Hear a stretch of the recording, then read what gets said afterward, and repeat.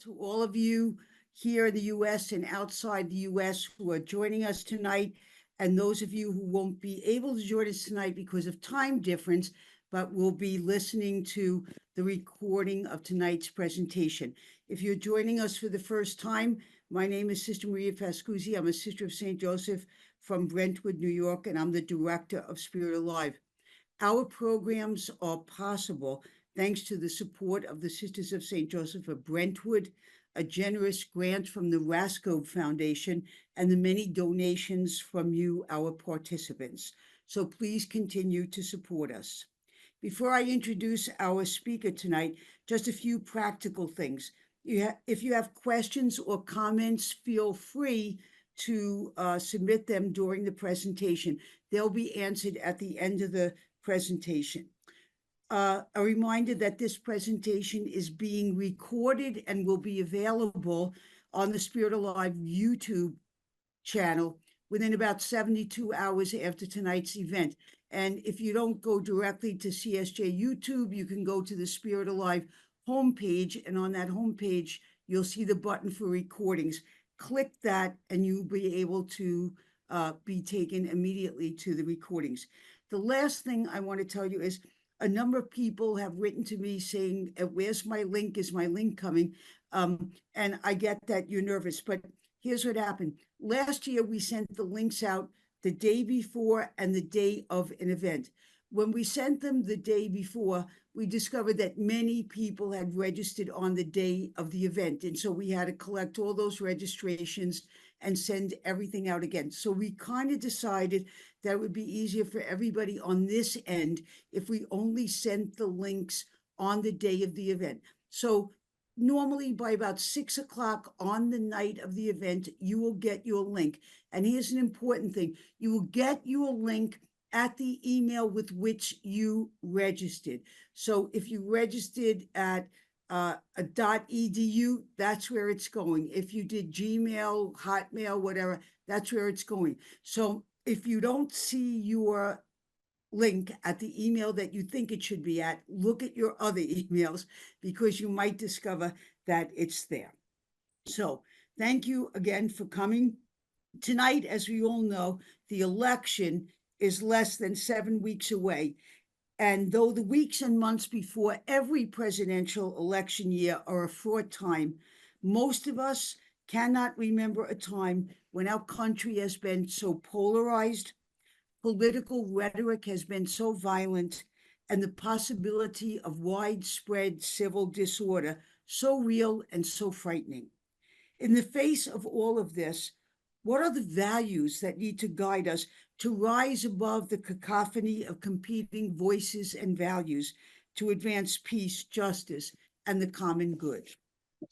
To help us with this question, we are honored and fortunate to have with us tonight Professor Kenneth Himes. Ken Himes is a Franciscan priest who hails from Brooklyn, New York, I'm proud to say. After completing his doctorate in religion and public policy at Duke University, he began his long academic career and teaching career in Washington, D.C. He also taught at St. John's University in Jamaica before joining the faculty at Boston College in 2005, where he was a professor of theological ethics.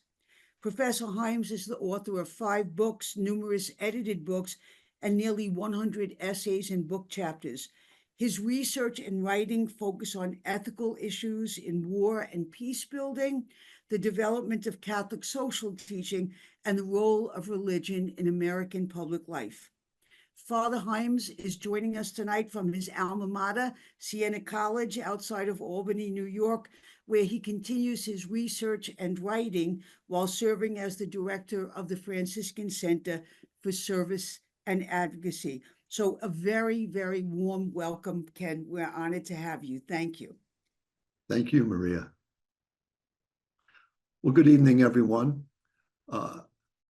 Going to spend a little time with you today reflecting upon how the Christian tradition has developed its perspectives on politics and its attitude towards politics, particularly as we move into this election season.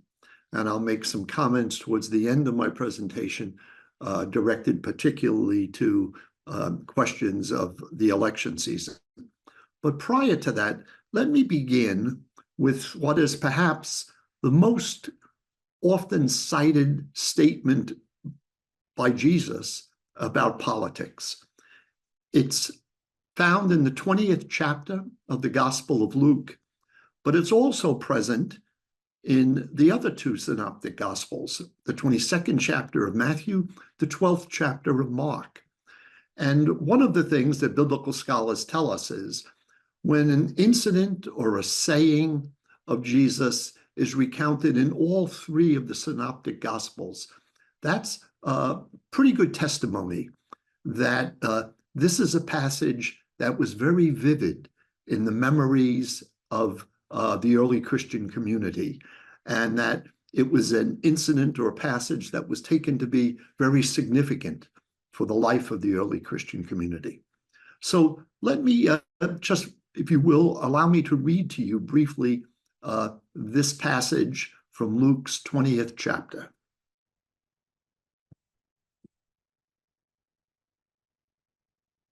Waiting their chance, the scribes and high priests sent spies to him in the guise of honest men to trap him in speech, so that they might hand him over to the office and authority of the procurator. They put to him this problem: "Teacher, we know that your words and your doctrine are completely forthright, that you are no respecter of persons, but teach the way of God in truth. May we pay tax to the emperor or not?" Realizing their duplicity, he said, "Show me a coin." "Whose head is this? Whose inscription do you read?" "Caesar's," they replied. To which he said, "Then give to Caesar what is Caesar's, but give to God what is God's."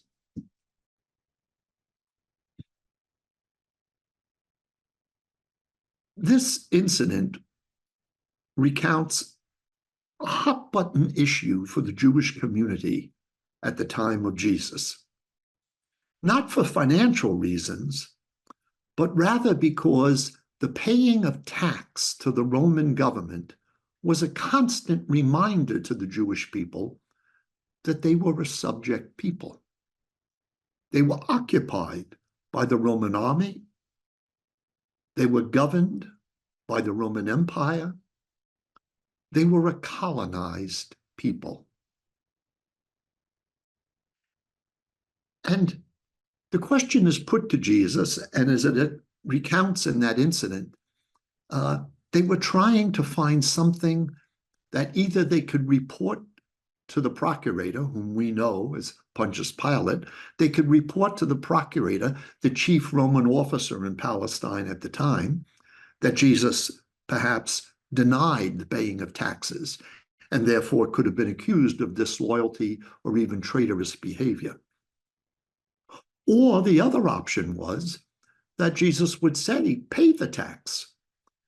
And then Jesus would lose some of his followers, that is, those Jews, particularly those who belonged to the Zealot movement, who were in opposition to their colonial oppressors, the Romans. And any sign that Jesus was willing to cooperate with Rome would have turned off those people.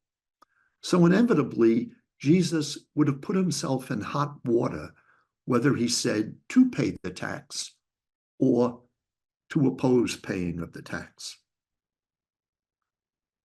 Jesus seeks to show the insincerity of his questioners. Remember, too, the passage says that he realized their duplicity. And so what he does is very cleverly, he simply asks them to show him a Roman coin. And apparently they present one to him. And of course, what that immediately suggests is that the people asking him about paying the tax had Roman currency, used Roman currency.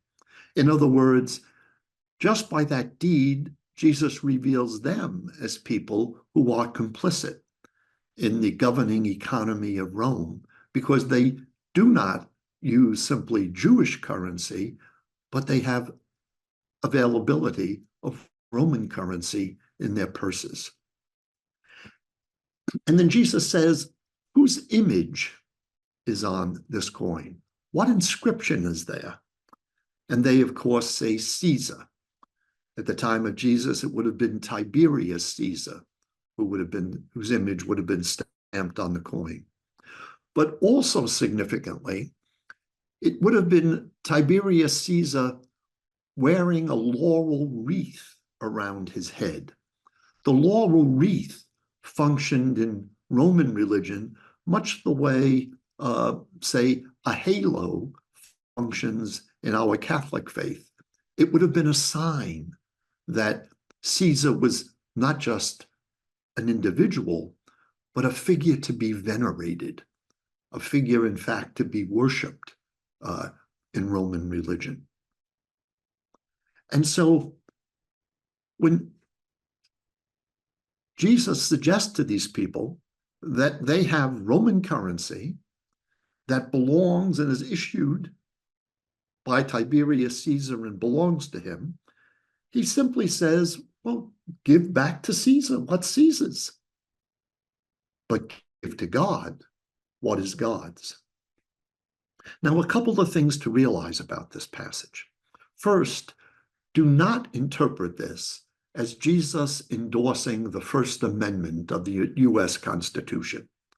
This is not Jesus making a separation of religion and politics.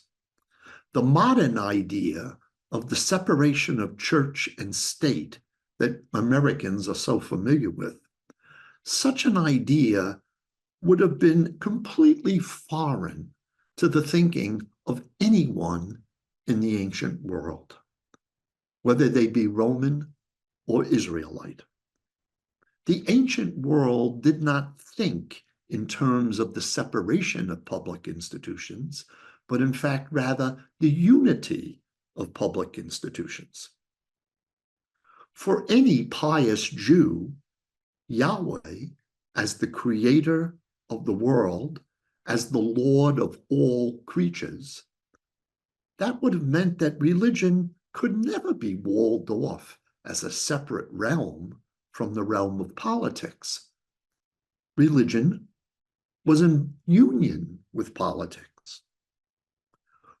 Within Rome's system, the idea that the emperor would be ruler not only of the state, but also of religion, was just a given.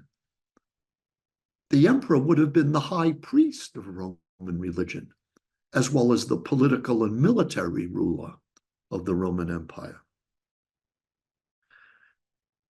And Jesus would have acknowledged that rulers and state authorities had certain rights and responsibilities.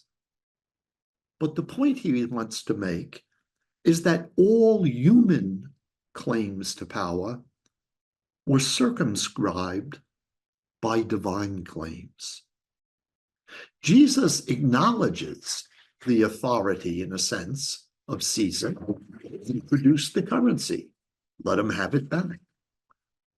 But Jesus also wants to point out that our higher loyalty is to God, to give to God what is God's. So what does he mean by that line? Render to Caesar the things that are Caesar's, but to God the things that are God's. Well, it would seem as if Jesus was acknowledging the tax could be paid. After all, it's just Caesar asking for his money back. Secondly, Jesus does not reject government authority in principle. He doesn't go on to say that Caesar is a false ruler or that Caesar is not really in charge of the Roman Empire.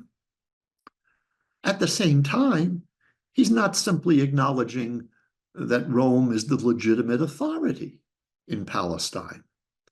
Rather, his statement is a simple acknowledgement of whose money it is. Give it back to the one who issued it. As I mentioned a few moments ago, what this incident also reveals is that many of the Jewish leaders were already complicit and participants in the Roman economy by virtue of having Roman currency. It's the second part of the statement of Jesus, and give to God what is God's, that moves the question to a deeper level. Because here, Jesus is attacking those people who were part of what sometimes has been called the Herodian party, named after the Herodian family. The Herodians were essentially what we today would call a puppet government. They were a Jewish family, an aristocratic family, that Rome installed as the public face of government in Israel. It was Rome, in the person of Pontius Pilate, who really called the shots. But the Herodians were the public face of religion, doing Rome's bidding, but that Rome could say, oh no, you Jewish people are being ruled by a Jewish government. And those Herodians, and of course the followers of the Herodian group, were people who were thoroughgoing collaborators with Rome. They were willing to do Rome's bidding as long as they were allowed to maintain some measure of power and, of course, some access to wealth and security. Basically, the Herodians were people who thought they could wall off their Hebrew faith from their everyday lives. And it's Jesus's message on that second phrase, render to God what is God's, that is a shot across the bow of the Herodians, because they are those who have simply sacrificed their obligations and duties to Yahweh for the sake of being in the good favor of their Roman rulers. Preaching the reign of God, which was, of course, the preoccupation of Jesus of Nazareth, meant that it is God's rule above all that should govern our lives. And in effect, he is saying to his questioners that they ought to be as concerned with obeying God as they are with obeying Caesar. Caesar has the right to the coin, but Jesus suggests God has a claim on the person. Now, there are three schools of thought that have developed throughout the Catholic tradition on this teaching of Jesus. The traditional view is that Jesus acknowledges that there are two realms, not wholly separate from one another, but each of these realms has a certain measure of legitimacy, and respect and obedience are due to both. There is no inherent contradiction in being a believer and in being a citizen. Properly done, there can be a working cooperation between earthly rulers and God's divine rule.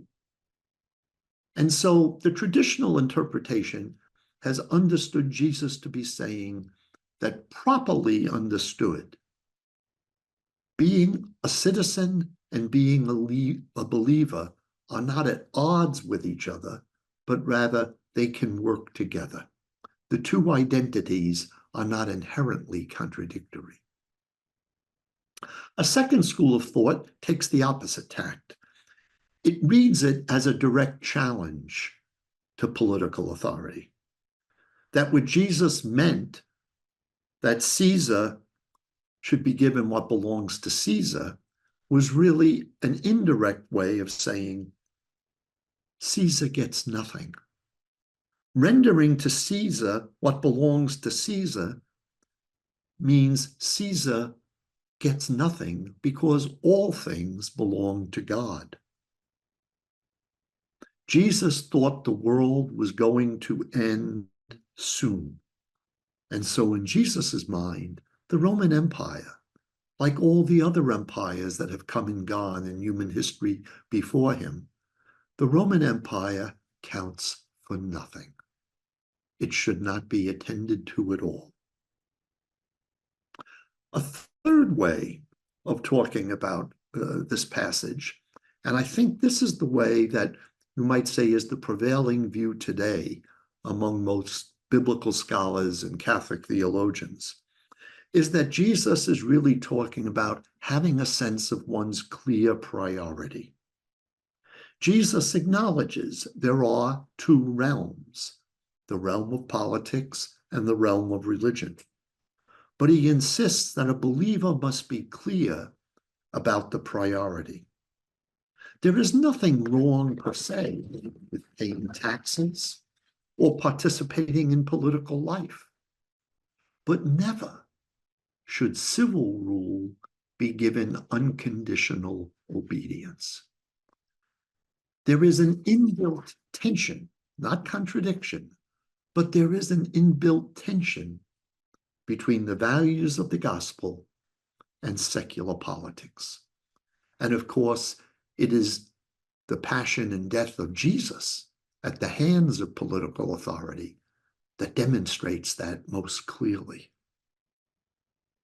What is owed to Caesar is not always easy to discern in particular cases, because it's always a secondary claim.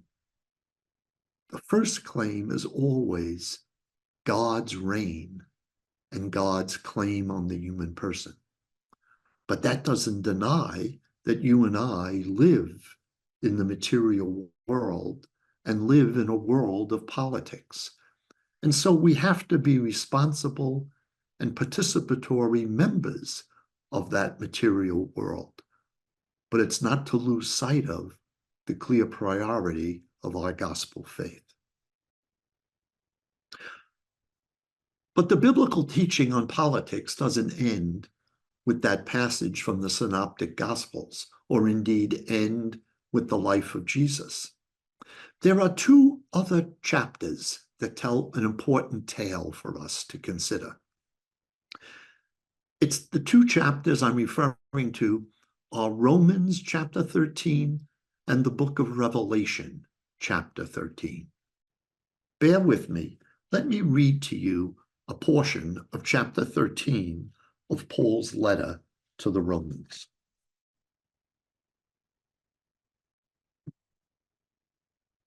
Let everyone obey the authorities that are over them, for there is no authority except from God, and all authority that exists is established by God. As a consequence, the one who opposes authority rebels against the ordinance of God. Those who resist thus shall draw condemnation down upon themselves. Rulers cause no fear when a person does what is right, but only when conduct is evil. Do you wish to be free from fear of authority? Do what is right, and you will gain its approval. For the ruler is God's servant to work for your good.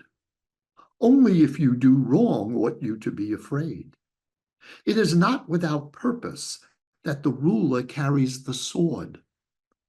For the ruler is God's servant to reflect God's avenging wrath upon the evildoer. You must obey then, not only to escape punishment, but also for the sake of conscience. You pay taxes for the same reason, magistrates being God's ministers who devote themselves to God's service with unremitting care. Pay to each their due, taxes to whom taxes are due, tolls to whom tolls are due, respect and honor to everyone who deserves them.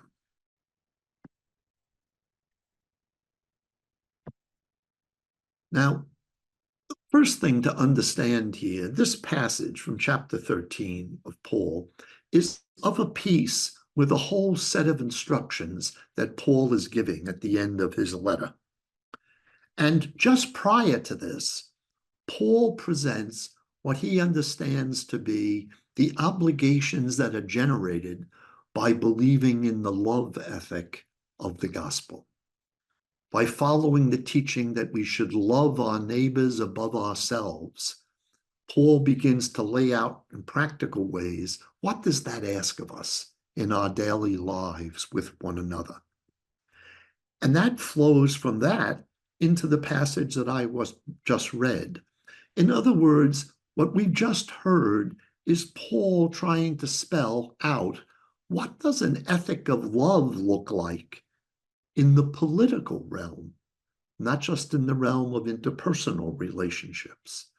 And for Paul, that ethic of love requires of us an ethic of respect and obedience shown to political authority. Now, we may wonder, why is Paul so concerned with obedience to political authority? Well, there are at least three rationales that we, I think, can cite. One of them is this. In the Jewish diaspora, that is, as the Jewish people left Palestine and began to move out into various regions and areas throughout the Roman Empire, the diaspora, many Jews found themselves living as minorities within a Gentile community in the empire. And as such, with their distinctive traditions, their kosher laws of diet, their ways of prayer, their style of dress, Jews often got singled out for suspicion because they were different than the majority population in an area. Paul himself grew up in what today we would consider southern Turkey, the town of Tarsus. Paul, in other words, was someone whose formative years were spent in one of the Jewish diaspora communities as a distinct minority among Gentiles. Paul was not a naive person about political authority and its potential abuse. By the time he writes Romans, he had already been ill-treated, he had been beaten, he had been kicked out of cities, he had been imprisoned by political authorities. But the experience of diaspora Judaism had revealed to him that taking a conciliatory view towards Gentile authority was often the expedient thing to do in order to get along as a minority that could easily be singled out for bad treatment. A second point about why Paul probably said what he says in Romans 13 is that it may reflect Paul's experience of being the apostle to the Gentiles. Paul's major concern throughout his ministry was spreading the gospel of Jesus to communities that were not Jewish, that were Gentile communities. And Rome unwittingly, certainly not intentionally, but Rome unwittingly helped him to do that. To travel in the ancient world was risky, not just because of natural problems, storms at sea in a weak boat or a small craft, traveling long distances on roads that were not well cared for or well protected, but there also were human obstacles. There was piracy on the seas, and there were robbers and bandits on the roads. And so one of the things that the Roman Empire did was, of course, build an expansive system of roads for its own purposes, which was to be able to move its armies in various places throughout the empire in a reasonably fast way. And Rome wanted to control the Mediterranean Sea because the Roman Empire was not just in southern Europe, reaching over into Asia Minor and Palestine, but the Roman Empire was also throughout all of northern Africa. And so the Mediterranean was at the center of the Roman Empire. And therefore, it was crucially important for Rome's economic interests, the trade and the exchange between different regions of the empire, but also for the security of moving its troops on naval vessels from one part or region of the empire to another. It was important that the Roman Empire could control the sea lanes on the Mediterranean. But by doing that, you see, Rome was making land travel with its road system and sea travel with its protection of the sea lanes. It made those things safer for all citizens of Rome. And Paul was a citizen of Rome. What Rome was actually doing was facilitating Paul's travels throughout the empire. Rome did not do it for that purpose, but Paul saw Rome, as you might say, an unwitting assistant in the spread of the gospel. And so for Paul, because it was the spread of the gospel that was all important, everything else was of secondary or even tertiary importance. So if Roman authorities want you to be respectful and obedient, listen to them, obey them, treat them respectfully. They want tolls for traveling on the road, pay the tolls. They charge you taxes, pay the taxes. Because what really matters is the spread of the gospel. These other things are unimportant ultimately. Do the one thing that really matters. And if doing these secondary and tertiary things allows me and other apostles to do our missionary task, then it's a good deal. It's a fair trade-off. A third reason why Paul might have taken the view he took in Romans 13 is that Christians are bound to obey political authorities because ultimately Paul, like any faithful Jew, would have believed that all authority comes from God. That's why Paul says it's not just be subject in order to avoid punishment, but for the sake of conscience, he says. We should want to do things such as be obedient to authority for the sake of conscience. He is accepting, you see, the customary Jewish belief that secular rulers hold their positions because God consents to that. Now, what he means is that government's power does not simply exist as an accident of history, but rather political authority serves a divine purpose. The maintenance of good order within a society and a way of restraining evil doing. Therefore, political authority should be respected and obeyed. If Paul is aware that Roman authorities could and did condemn the innocent, Jesus of Nazareth, and could mistreat those that they conquered, Paul himself, why doesn't he talk about social reform and social change? Well, of course, remember, we're talking about the church during the decade of the 50s of the first century AD, no more than 20 years or so after the death of Jesus. Christians were a mix of social classes, but there were very few Christians, Jewish Christians or Gentile Christians, who exercised any real power. The cities and states that made up the empire were not democratic places. There were no realistic opportunities for a common person to exercise political power.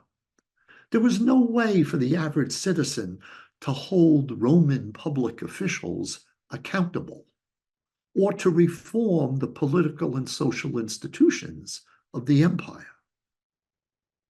So to promote the idea of social reform was simply an unrealistic goal in the Roman Empire. Furthermore, Paul does not think the existing world order is destined for a long life. As he observes a few verses later in chapter 13, beyond what I had read to you earlier, Paul says this, "Besides, this you know what time it is, how it is now the moment for you to wake from sleep. For salvation is nearer to us now than when we became believers. The night is far gone. The day is near." Paul thought he was living in a world where institutions, even seemingly powerful and stable ones like the Roman Empire, had a very short lease on life. So why worry about reforming them? What really matters is living the ethic of love and being faithful to God's reign. Now let's turn to the 13th chapter of the book of Revelation. Let me read a passage from here that gives us another perspective on the matter. The writer of Revelation says, "Then I saw a wild beast come out of the sea with 10 horns and 7 heads. On its horns were 10 diadems, and on its heads blasphemous names. The beast I saw was like a leopard, but it had paws like a bear and the mouth of a lion. The dragon gave it his own power and throne, together with the beast's authority. I noticed that one of the beast's heads seemed to have been mortally wounded, but this mortal wound was healed. In wonderment, the whole world followed after the beast. People worshiped the dragon for giving his authority to the beast. They also worshiped the beast and said, 'Who can compare with the beast or come forward to fight against it?' The beast was given a mouth for uttering proud boasts and blasphemies, but it was to receive this power only 42 months. It began to hurl blasphemies against God, reviling him and the members of the heavenly household as well. The beast was allowed to wage war against God's people and conquer them. It was likewise granted authority over every race and people, language and nation. The beast will be worshipped by all these inhabitants of earth who did not have their names written at the world's beginning in the book of the living. Let the one who has ears heed these words. If one is destined for captivity, into captivity you go. If one is destined to be slain by the sword you will be slain.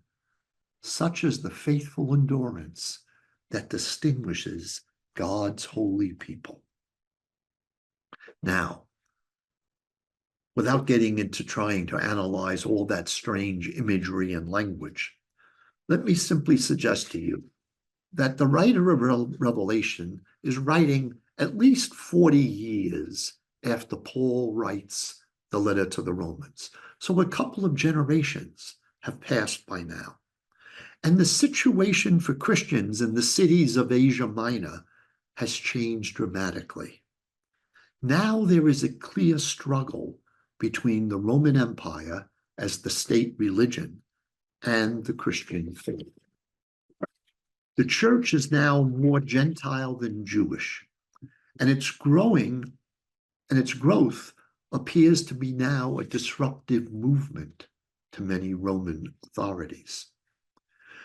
Christians' refusal to participate in the state religion and to engage in emperor worship raises suspicions about the loyalty of Christians. Some of the cities in Asia Minor begin to compete with one another to be the center of emperor worship, all in an effort to please Tiberius Caesar and his successors. Keep the emperor proud of our city. We will be the city known for worship and loyalty to the emperor. And therefore, many of these cities begin to crack down on their Christian populations. In fact, under Emperor Domitian, there is now the first persecution, organized imperial persecution of Christians. And I'm sorry, that wasn't the first. Earlier, there already had been the persecution under Nero. So now the author of Revelation no longer sees the empire as an unwitting aid to the spread of the gospel, as Paul could understand it, but rather, for the writer of Revelation at this point in time, the empire is no longer tolerably just, but rather it's the avowed enemy of the gospel. It's the avowed persecutor of Christianity. And so the author depicts an oppressive and idolatrous political system in which Rome has drawn all the kings of the earth into its orbit. Christians are facing the mythic power of Satan, who is the dragon, who gives to the beast, the Roman emperor and empire, this satanic power. So what do we do in the face of this experience of political authority? Well, the very first thing the author says is deny the state's legitimacy. Call it as it is, a beast, a loathsome, amoral beast. There is no discussion now of this authority coming from God. On the contrary, the state is likened to a beast that commits blasphemy. Its power comes not from God, but from the dragon, Satan.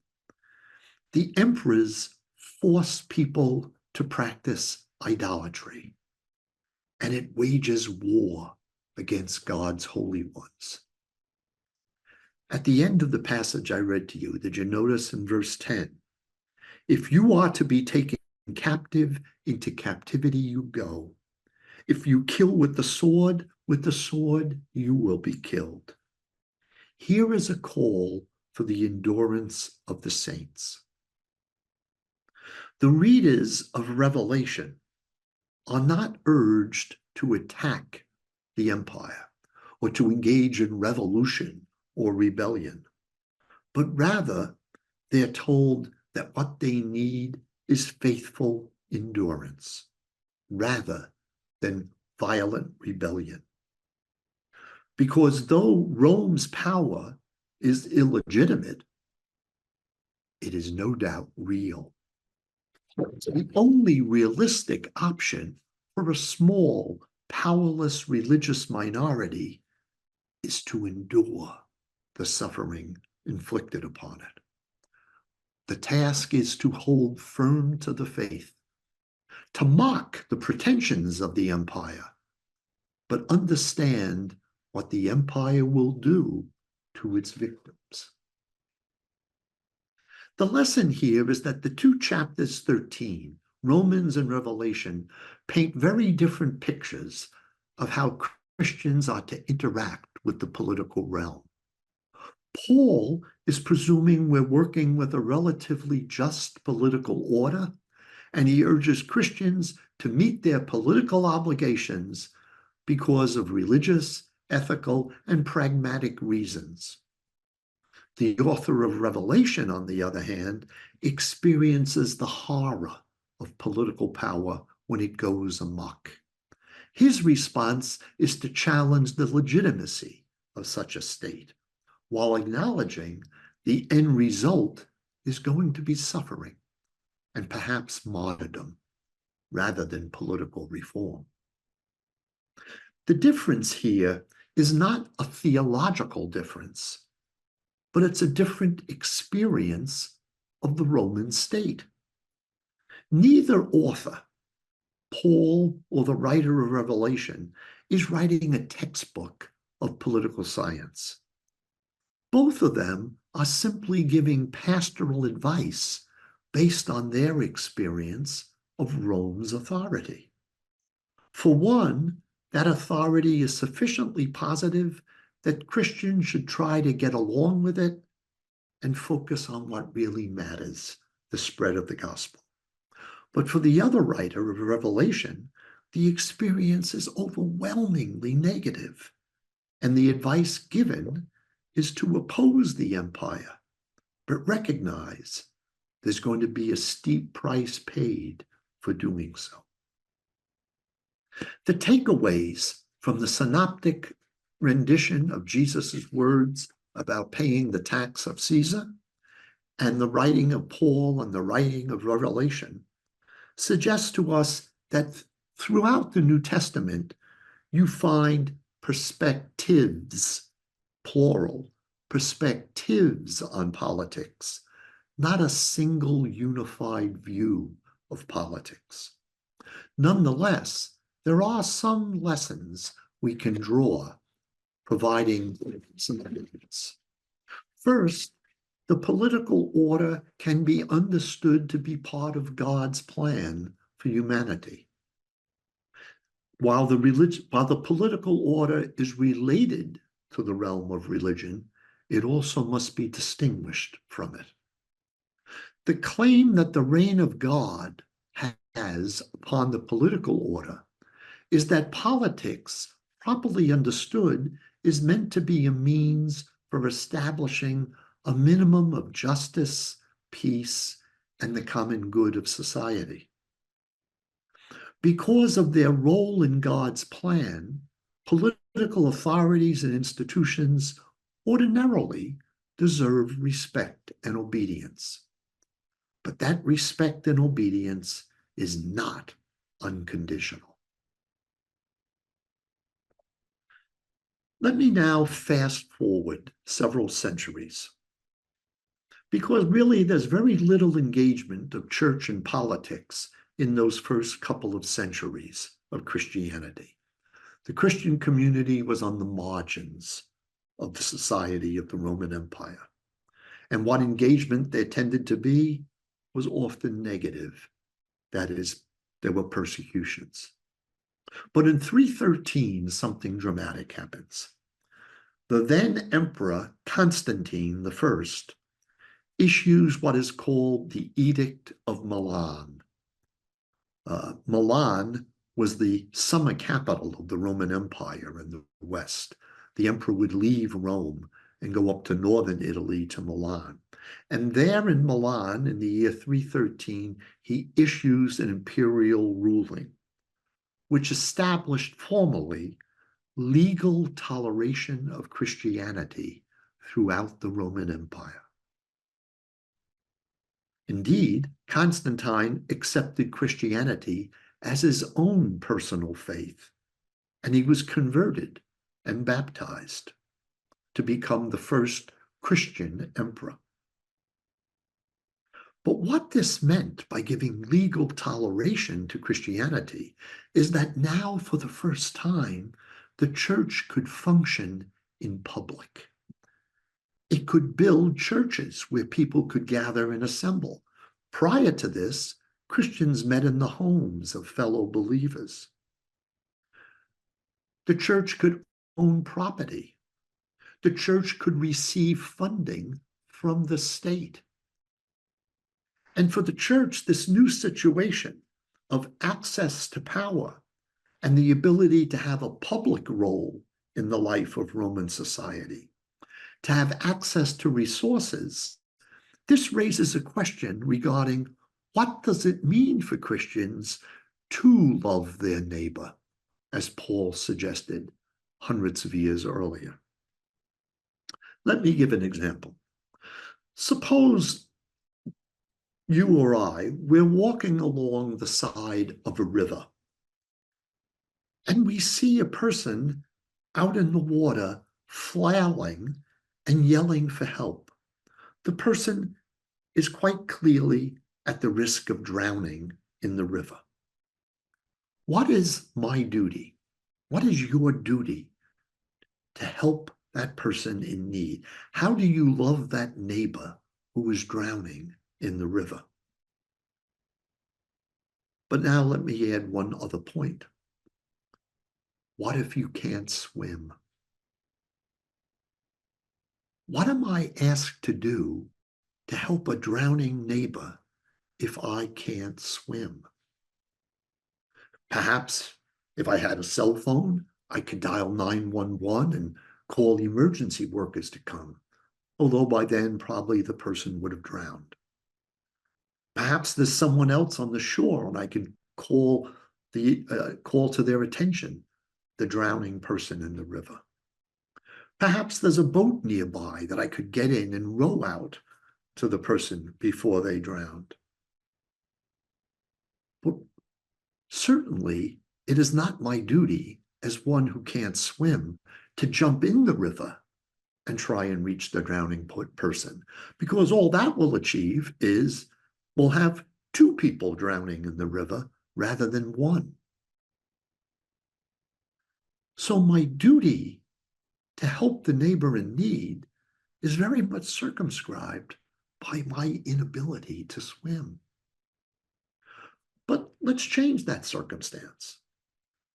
What if instead of being incapable of swimming, what if it turned out that I was an Olympic caliber swimmer? That I could have just done the backstroke out to help that person. I wouldn't even have broken a sweat to go out there and save the person. I may even have had skills and training as a lifeguard to function as an EMT when I brought the person ashore. Now, my obligation as to what to do to help the drowning person looks very different, doesn't it? Now that we know I'm a terrific swimmer rather than someone who can't swim at all. In other words, my obligations, your obligations to the moral life are very much recast in light of our abilities. You see, and that's what happens to the Christian community after Constantine. Before this, the Christian community could not act in public. It couldn't own property. It had no access to power. It had no ability to raise funds or do things. And so the best that Christians might be able to do in terms of loving their neighbor was at least to forswear harming a neighbor. Whatever else we'll do, we won't harm you. But whether or not we can prevent you from being harmed by another, or whether or not we could actually promote your good, that seemed to be beyond the ability and scope of what the Christian community could do in the early empire. But now, after Constantine, now that the church can have property, it can build hospitals, orphanages, schools, it can train people, it can actually shape and influence what mayors and magistrates and governors of cities in the Roman Empire will do. It can help to influence the attitudes and values of the imperial court of Constantine. Now, the Christian community can do much more than simply preventing harm. It can actually promote the good of people and the good of society. The understanding of what does it mean to love the neighbor changes because of the changed situation and abilities and power and resources of the church after Constantine compared to the church before Constantine.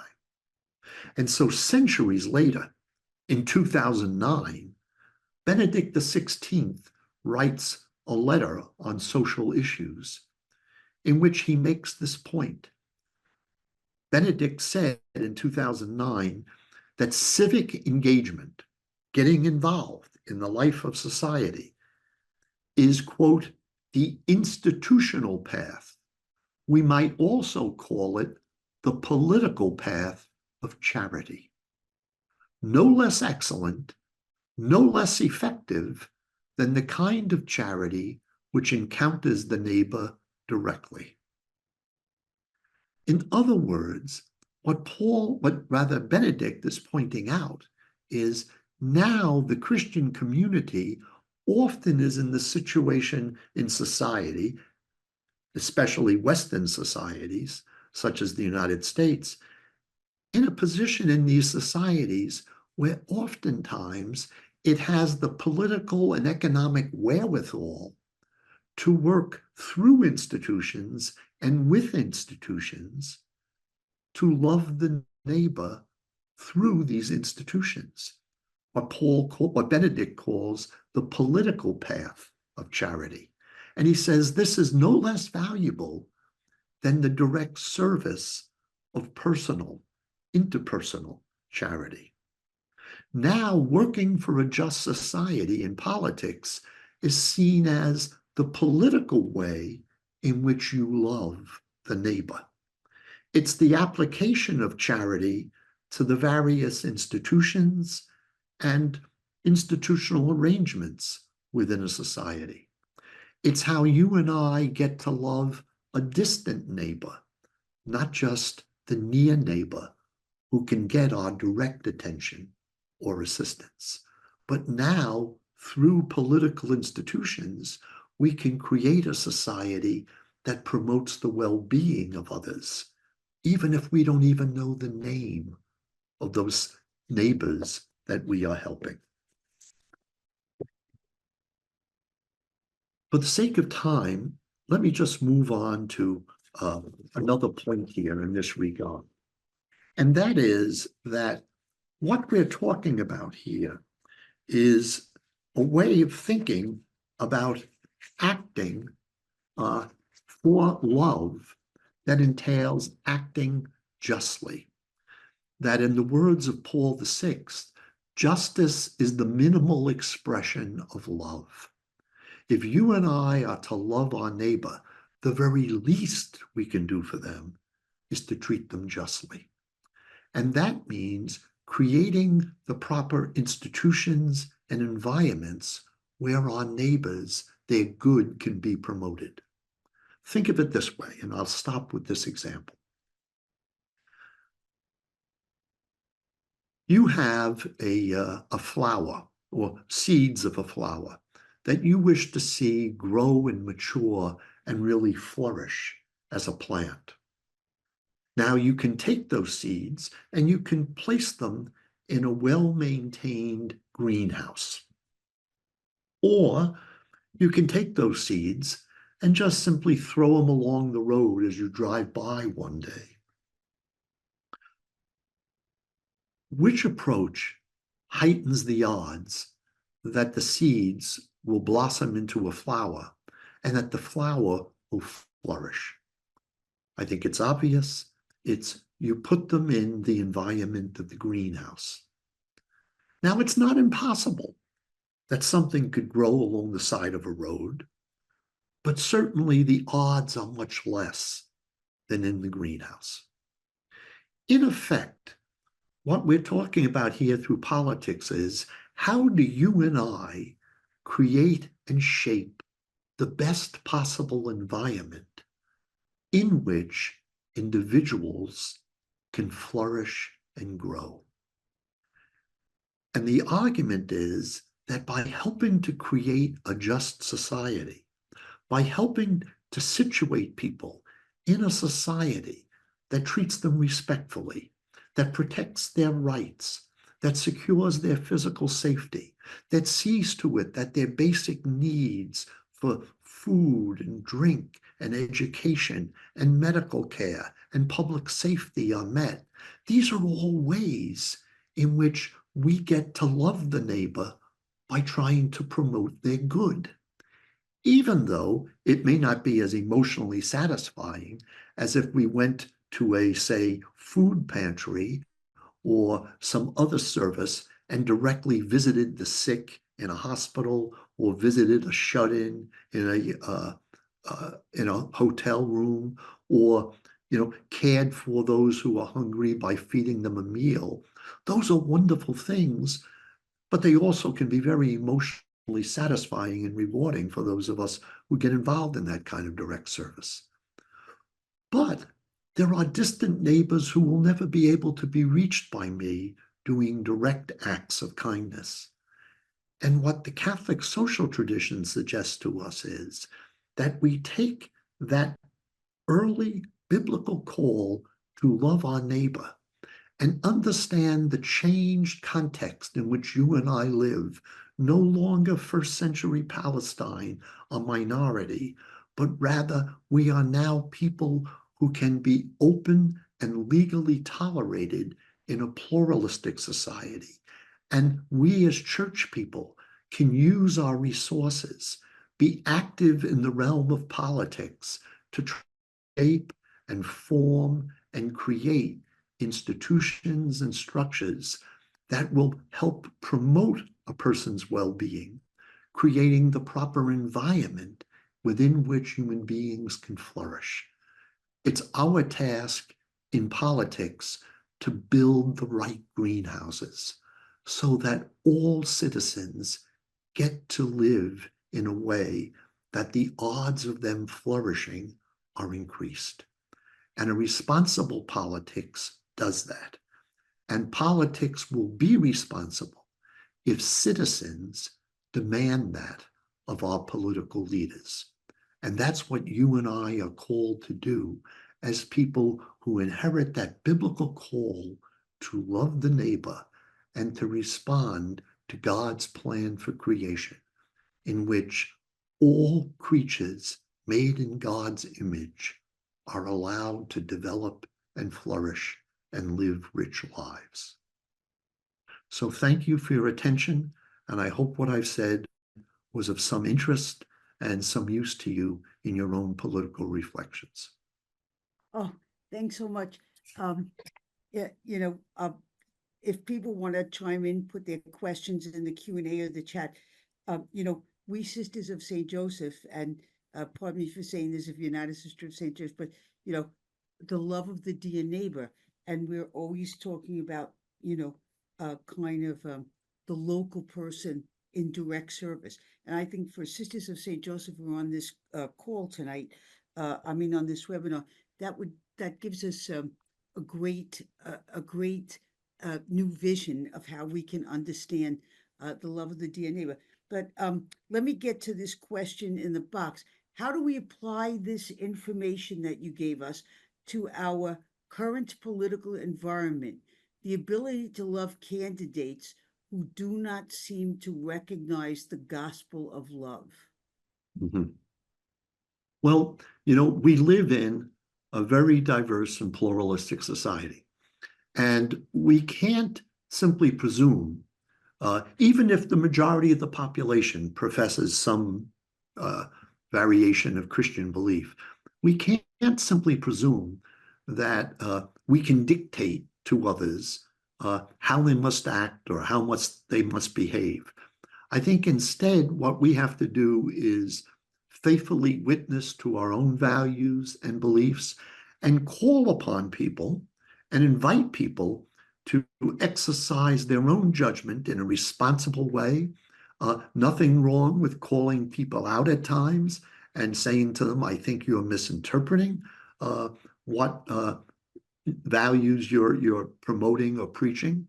But I think our task is we ought not presume that we have to get all our candidates lined up, that they are in perfect accord with our belief system.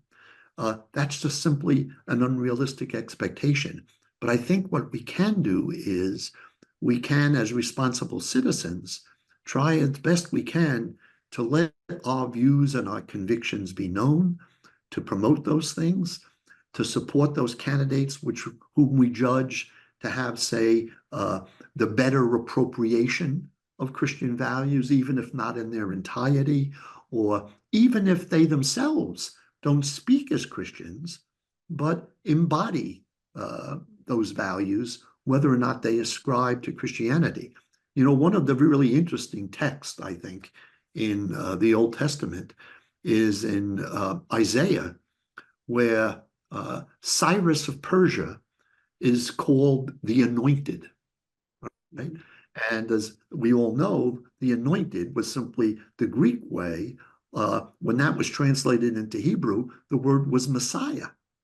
And this was really saying Cyrus of Persia was like a Messiah. Why?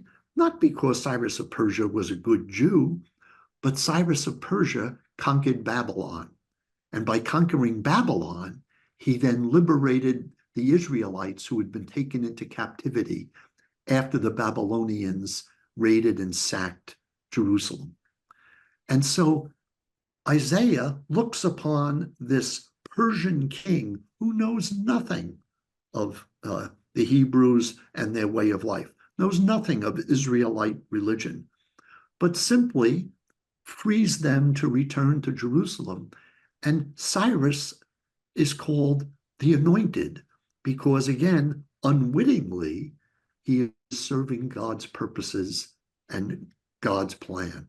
And I think that's the way we have to think about many of our fellow citizens and political leaders. They don't have to be overtly Christian. They don't have to be explicitly citing Christian text or biblical text to explain their policies. What we can do is simply ask, by how they live, by the quality of their character, by the values they attempt to live out, by the policies they endorse, are they on balance trying to, or are they on balance furthering the kind of environment that allows human beings to flourish and do well? Are they promoting the good of the neighbor? Whether or not they would then turn around and say, I'm living up to the Christian ethic of love of neighbor. They might not allude to that at all, Maria, but as long as they are in fact doing the promotion of the good of the neighbor, then I think we can see them as fellow travelers with us as Christian believers. That's great. We have from Barbara McCormick, who's a principal of an all-girls CSJ high school, not here in New York, but elsewhere. She said, what guidance do you have for me as a school administrator of a girls' high school as we approach an election month ahead? I would say two things, Barbara, in my view. First of all, God bless you for being a high school administrator. I have spent my entire life in higher education, college and graduate school. And I find teaching freshmen and sophomores a great challenge. Teaching high school kids, I think, would be beyond my patience or skills. So thank you for the ministry that you do. But I would say two things that I think would be best, especially for an educational institution to do. One is, I think we have to help young people avoid any sort of cynicism or sarcasm about the political realm. You know, there's a tendency, I think, where, especially when we're young, we're very sensitive to the possibility of hypocrisy.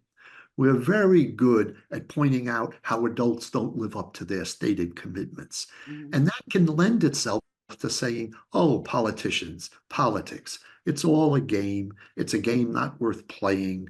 And we become exactly the opposite of what Paul was talking about, being respectful and obedient. And I think to try to help people see the value and the dignity and the importance of politics, not as the be-all and end-all of life, but that it does have an important role to play, and that what we should be striving for is not just simply pointing out all the foibles and failures of political leaders, but trying to evoke and promote good political leadership and upholding those people who do embody the values and ideals that we consider important. That's one thing. Is to train our young people to really see the importance of the realm of politics. It does make a difference in creating an environment and environments do make a difference in whether or not human beings flourish. The second point I would suggest is, as an educational institution, is help young people develop the habit of being educated in civics. It astounds me how many students come to college and they couldn't describe to you how a bill becomes a law. They know nothing of the legislative process. They don't understand the relationship of the judicial system to the legislative system to the executive branch. There was a time when when I was young, which is a while back, but there was a time when we taught civics in our schools. It seems to me today that's one of the areas that's really sort of been left aside in much of our educational institutions. And I'm not saying there has to be a course in every year of schooling, but in the course of a student's lifetime, we should really help students see the importance of civic education, to understand how does our political system work, to understand what the responsibilities and duties are of citizens in a democracy, that in a democracy, individual citizens have a responsibility for the integrity of our democratic system, and that to simply sit back and expect other people to do it, or let those people in Washington do what they're doing, or the people in Albany in the state capitol do what they're doing, that really is to forego our duties and responsibilities as democratic citizens. We need to be active citizens, and that requires at least some minimal awareness and education of how the political system works. So I would say those two things. One, promote a healthy understanding and appreciation for the importance of politics. And then second, help our students understand the present democratic system in the politics of the United States. Ken, I think we have time for another question. Somebody says, in this post-Christian religious era, often read op-eds suggesting political leaders are replacing God, looking for spiritual leaders in politics. Do you see this as a rejection of religion, positive or negative? Well, that's an interesting question. I do think there's always a risk, right? There is always a risk that human beings create idols. And I think you could make a case in our present American society that the real idols have become economic more than political. That the real idols that threaten our faith oftentimes are preoccupations with career, preoccupations with financial wealth, preoccupations with success simply on a material basis. But I don't want to deny there is also the risk that politics becomes one's new religion. And there are a number of social scientists, not just Christian ones, but a number of social scientists who are saying that part of what's happened in our country is people are now investing in their political commitments, you might say, the weight and the influence they used to invest in their religious identity. So that now the reason I care so much that the Democrats or the Republicans, that they're the ones who win, is because I've made my new church a political party, or I've made my new church some political movement, that we have invested too much psychological and emotional and intellectual energy into our politics, so that it is becoming the all-consuming passion in the lives of a great many people. And so what this calls for, it seems to me, is what Christianity has always, it seems to me, I shouldn't say maybe always, we've been amiss at times too. But in our best moments, Christianity has always held up an ideal of a balanced life, that we take our spiritual lives seriously. We also take our political lives, our work lives, we take our family life, we take our cultural lives, our enjoyment of recreation and nature. There are many things that go into a balanced, healthy life as human beings. And whenever we let one area of life occupy too much of our minds, that it takes over our brain, and we are too caught up with politics or any of the other realms of life, including religion at times, that we can sometimes become so preoccupied with religion that we become sort of unattractive human beings who can't relate to people in other ways other than just our spirituality. It's important that as human beings we be well-rounded, that we be interested in all dimensions that lend themselves to human growth and human development, because that's ultimately what God wants for all of us, to be fully and faithfully what we are called to be. That is, human beings who know how to love and who know how to love well. And that requires healthy balance and a healthy acquisition of the necessary energies and resources and skills and intelligence to be wise and prudent decision makers, and to be engaging people who are able to relate well to other people. And so, yes, there's a lot of free-floating anger out there right now in which people seemingly can go off at a moment's notice over some trivial matter. And that always says to me that these are people who really don't have, their heart is not really at home anymore. And there's a restlessness and a tension and an anxiety that is just not humanly attractive. And so part of what I think we really should aspire to be is to help people say, yes, politics does matter, but do not let politics become all-consuming. There is more to life than politics, and there should be more to our human relationships than politics. There is too much of in our society today, because you and I disagree politically, I can't relate to you. All right, you don't matter to me anymore. And I think that is clearly a barrier to living the Christian life when we set up those kinds of obstacles and those sorts, and we kind of draw those red lines between us and say, if you cross that line, we can no longer be genuine neighbors to one another. Wow. Well, that's powerful. And the person who posed that question wrote "thank you" exactly in the Q&A box. And I want to thank you on behalf of anybody. And tonight you talked about perspectives on politics. We got Francis's view of things just recently on the airplane. Choose the lesser of two evils. It'd be wonderful if we had more time to talk about that pastoral advice, but we don't. And tonight has been a wonderful, engaging opportunity for all of us to think very broadly about what it means to be part of the political process. So we thank you, Ken. Thank you so much.